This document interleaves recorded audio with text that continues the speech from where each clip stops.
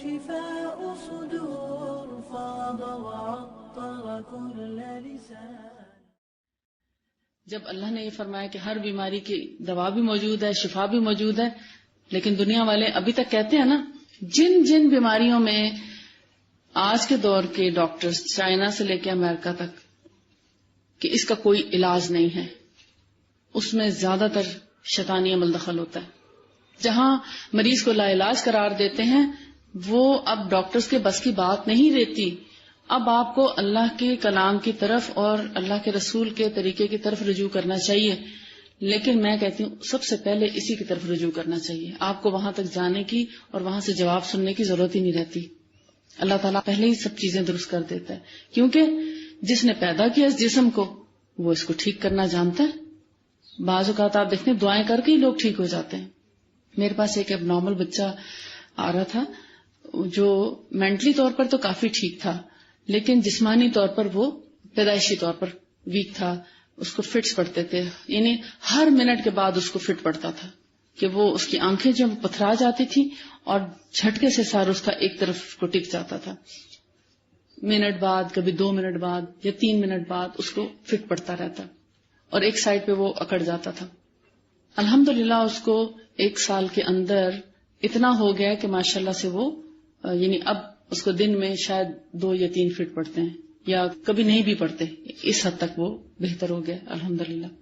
اس کو دم وغیرہ بھی بتایا، علاج بھی کیا، لیکن ابھی وہ ماشاءاللہ چلنا بھی شروع ہو گیا، لیکن پکڑ گئے. ابھی جب اس کے نانا نانی حج پر گئے تو انہوں نے اسپیشلی اس کے لیے دعائیں کی. تو جتنا عرصہ یعنی 1 سال کا گزر چکا تھا اس کے علاج میں، اس دوران گریجولی فرق پڑ رہا تھا الحمدللہ، اس میں کوئی شک نہیں. مگر جو انہوں نے وہاں جا کے اسپیشلی دعائیں کی اور خوب روئے اور اللہ سے جیسے کہتے ہیں نا گریہ زاری کی کہ یا اللہ ہمارے اس نواسے کو مکمل طور پر صحت یاب کر دے. تو اس دفعہ جب وہ 15 دن کے گیپ سے آئے تو میں نے ڈراسٹک چینج دیکھا. اس کی لک بھی چینج ہو چکی تھی. یعنی ہوتا نا ایک بچہ جب جس کو مسلسل فٹ پڑ رہے ہوں تو آپ دیکھتے ہیں کہ ان کی شکلوں میں ایک خاص فرق آ جاتا ہے. بہت بہت بہتر تھا. تو میں نے کہا یہ تو ماشاءاللہ بہت بہتر ہے. تو اس نے بتایا کہ انہوں نے خاص طور پر اس کے لیے بہت دعائیں کی وہاں جا کے، اللہ کے گھر جا کے. تب دیکھیں کہ حالانکہ دوا کرانا بھی سنت ہے، علاج کرانا بھی سنت ہے، مگر دعا سب پہ سبقت لے جاتی ہے. اس لیے دعا اور دم کا سہارا نہ چھوڑیں. اور مجھے پوری امید ہے کہ 5 سال کی عمر تک پہنچتے پہنچتے انشاءاللہ وہ بالکل ایک نارمل انسان بن چکا ہوگا. ساری اب نارملٹیز ختم ہو چکی ہوں گی. اور اس سارے میں بھی میں سمجھتی ہوں شیطان کا بہت بڑا عمل دخل ہو سکتا ہے، کیونکہ جب ہم آپ خود پڑھیں گے طریقہ علاج تو آپ کو اندازہ ہوگا کہ اب نارمل بچوں میں صرف فزیکل پرابلم نہیں ہوتے، اسپرچل پرابلمس بھی وہاں ہوتے ہیں. ان کو دم اور دعا کی ضرورت ہوتی ہے. ایک عام جسمانی بیماری ہے نا کہ ابھی اب بیٹھے تھے، ابھی گلا خراب ہوا، کھانسی شروع ہو گئی یا فلو ہو گیا، تو آپ کہتے ہیں کہ میں جلدی سے کوئی دوا کھا لوں. خیال ادھر ہی آتا ہے نا. کبھی بھی فوری طور پر دوا کی طرف رجحان نہ کیا کریں.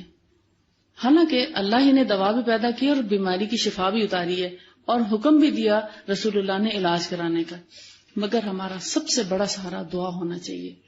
آپ جو دعا سے کام لے سکتے ہیں وہ کسی دنیا کی چیز سے نہیں لے سکتے. کیوں؟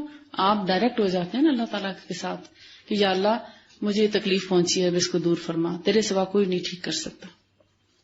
دم دعا سب عربی میں بھی کریں سب کچھ، مگر جو آپ دل سے دعا کرتے ہیں نا تو اپنی زبان میں کریں گے نا، یا اللہ تو ہی ٹھیک کرنے والا ہے، تو ہی اس میں شفا دے اور مجھے طریقہ سجھا کہ میں کون سا علاج کروں.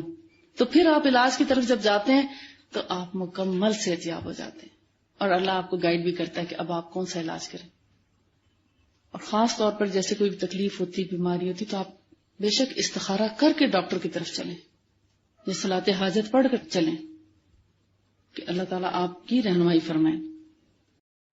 النور شفاء صدور فاض وعطر كل لسان.